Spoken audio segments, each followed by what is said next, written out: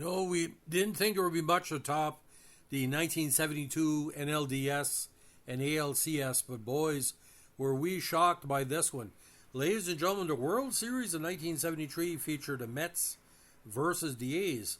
Everybody thought the Cincinnati Reds were going to be a shoe-in to win 3 straight against the low-end NL East champions, but boys, were we surprised. Cincinnati was held to 5 games less than 2 runs, and that was it. Now, the 73 Major League Baseball postseason was again MLB's playoffs for the 73 campaign. The winners of each division advanced to the postseason and faced each other in the LCS, determined the pennant winners to take each other on in the World Series. In the AL, the Orioles returned to the postseason for the 4th time in the past 5 seasons, and the Oakland Athletics made their 3rd straight appearance. In the National League, the Cincinnati Reds returned for the 3rd time in the past 4 seasons, and the New York Mets, who barely squeaked by Montreal and other contenders late in the season, returned for the 2nd time in the past 5 seasons. It was a much different team than 69, ladies and gentlemen. This was very piecemeal. All he had was McGraw, Mays, Staub, and a bunch of spear carriers, pretty much. The playoffs began on October 6, 73, and concluded on October 21, 73, with the Athletics defeating the Mets in 7 games in the Fall Classic. The Athletics were a 2-time World Series champion. And of course, Reggie Jackson was MVP of the World Series. But now we're going to look at the very interesting battle between Baltimore and Oakland first, and then Mets-Cincinnati. Baltimore was the 2nd best record in the association with 97-65, while the Oakland A's still struggled on the victory side with only 94. Now, National League, the Mets 82-79, one of the worst records for any playoff appearance in the divisional series era, while Cincinnati won almost 100 games, 99-63. Now, Baltimore versus Oakland was a very interesting series because Oakland started out flat. He lost 6-0 in the first game at Memorial Stadium, but came back in Game 2 to win 6-3. Oakland won 2-1 in extra innings, 11 innings on October 9th at Alameda. Baltimore nipped Oakland 5-4 in the 4th contest, but then the Orioles couldn't score in Game 5, losing 3-0. Now, the attendance at Oakland Alameda, would you believe this? 10,000 less fans for the 3rd game in Oakland. Makes no sense. Now, this is the 2nd postseason meeting between the Orioles and Athletics. They previously met in the 71 ALCS when the Orioles won in a sweep. Of course, Orioles went on to lose to Pittsburgh. The Athletics defeated the Orioles in those 5 contests, very tight. Now, Jim Palmer pitched a 5-hit complete game shutout as the Orioles took Game 1. Rolly Fingers helped secure Game 2 for the Athletics by holding off a potential rally by the O's, and again, A's won 6-3. In Oakland, the Athletics prevailed in an ugly extra inning Game 3 as Bert Papaneris hit a walk-off home run in the bottom of the 11th. In Game 4, the Orioles came back from a 4-0 deficit to late to force a 5th game, and we're still wondering how in the hell Oakland lost that contest.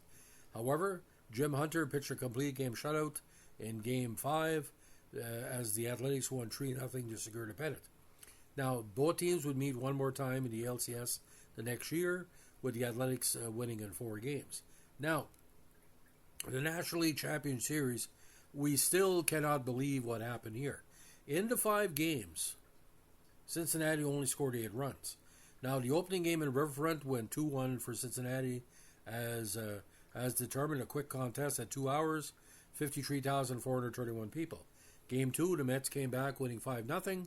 And the next game, a big blowout, Mets won 9-2. Now, the Mets were hoping to wrap it up at home in Game 4, but Cincinnati came through in 12 innings to win 2-1. And then the last game was a blowout as the Mets won 7-2. Now, literally 260,000 fans attended the 5 games. Pretty well over 53 to 54,000 at Riverfront, while in Shea Stadium, well over 50,000 for all 3 contests. Now, this was the only NLCS between 70 and 80 to not feature either team from Pennsylvania. Again, in one of the most shocking upsets in MLB history, the 82-win Mets defeated the defending NL champion Reds in 5 games to advance to the World Series for the 2nd time in 5 contests. Now, the Reds narrowly took Game 1 thanks to a walk-off home run from catcher Johnny Bench Of course, he had a big home run against Pittsburgh the year before to tie it. In Game 2, the Mets shut out the Reds by a 5-0 score off a 2-hit complete game performance from the underrated John Matlack to even the series. Now, with the set shift to the Queens for Game 3, it was dead marred by a fight that broke out in the fifth inning, beginning with a tussle between Cincinnati's Pete Rose and New York's Bud Harrelson at second base. Players from both sides joined in a brawl that lasted for several minutes instead of rowdy fan behavior at Shea Stadium. Allegedly, they were trying to throw pieces of the seats at Pete Rose. They were breaking off pieces of the seats and throwing them. Now, photographs of the fight, autographed by Rose and Harrelson, rest in peace, Bud, are now available at a number of internet sites. Now, the Mets blow out the Reds by a 9-2 score to take a 2-1 series lead in Game 3. The Reds did prevail in the 12th-inning Game 4, thanks to the solo home run from Rose in the top of the 12th. In Game 5, the Reds tied the contest at 2 in the top of the 5th, but the Mets would put up 4 unanswered runs off 4 hits in the bottom of the inning to take the lead to good, and put up one more in the bottom of the 6th. The Mets' 82 wins remains the lowest of an independent winner in MLB history. Now, the Reds will return to the NLCS in 75, where they swept the Pirates en route to a World Series crown. This was the last time the Mets won the NL pennant until '86, where they defeated the Astros in 6 games en route to their next World Series title. Now, the finals between the Mets and Athletics was completely bizarre. Game 1, with only 46,000 fans in attendance, 226. The Athletics won 2-1 in a regular 9-inning contest. Now, Game 2 is a big part of my life because I was watching the game on the CBC feed, or was it? I think it was CTV feed in Canada. My mother was obsessed with me watching the whole game. It went over 4 hours. She asked me to go play outside 27 times. I counted it, and my father counted it. She even stood in front of the TV before Willie Mays got the big hit that put his last hits in the majors that kind of put the Mets in charge late in the game. Now, in that contest, 49,000 people watched it. Game 3, Oakland rebounded. Of course, you had the controversy over the Mike Andrews situation, where basically Charlie Finley tried to fire him. Oakland won 3-2 in that contest, 54,817, a sellout. Now, in Game 4, it was all Mets. Rusty Staub led the way, winning 6-1. And then the Mets won Game 5 to go up 3-2 as Tug McGraw led the way for the Mets, 54,817. Now, Game 6 could have easily gone the Mets' way, but Oakland won 3-1. And, of course, Game 7, Reggie Jackson made the big difference. Now, talking about the Game 2, it's probably the greatest game I ever saw because there was a lot going on. Oakland had every opportunity to put the Mets away. They rallied late. But, ladies and gentlemen, that is probably the most important World Series game because, again, the last hit from Willie Mays, the Athletics giving up 10 runs at home. Everybody thought, hey, it's the Miracle Mets all over again. It's going to be hard to get them. Now, again, Game 1 was a pitching duel between Holtzman and John Matlock, which was won by the former as the Athletics prevailed 2-1. Now, Game 2 was an offensive duel, which won the extra innings. It remained tied at 6 until the top of the 12th when the Mets put up 4 runs to take the lead for good. The Athletics put up one more run in the bottom of the 12th, but could manage no more as George Stone, an unknown name before this contest, earned a save and helped the Mets even the series heading home to Queens.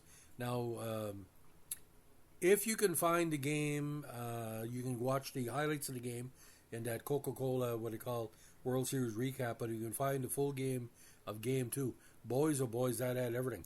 You talk about, Ben-Hur or Gone with the Wind being a dramatic situation. This was more than dramatic. But I still see my mother in front of the television. It was an old Ford Philco, by the way, and it would be hard. She was basically wondering why I wanted to stay outside. Now, October in Northern New Brunswick is not the best weather to play outside. And this contest was, again, something that I wanted to see from start to finish because I knew it was going to mean something. What did I know back then? It was an only 8-year-old kid that was showing signs of genius in relation to entertainment and sports, and she was an illiterate person who really didn't know what was going on. So if any parent that tried to stop their child to watch that game, you're an idiot, because it made me as a journalist, because a year before I started watching Rod Serling productions, including Night Gallery, and this, I said, when I grow up, I'm going to be one or two things, a sports editor or an entertainment reporter at 8 years old, and here I am. So without that game too, I don't think I'd be a sports editor, because the nuance is the chess match. So that's the story of the NL and NLDS, ALCS, and NLCS of 1973. Probably one of the most bizarre series in baseball history, because the team that was supposed to win didn't win, and the team that should have lost won. So it's just the way it goes. But Oakland Mets was a very interesting series from start to finish. Thanks for listening. Bye.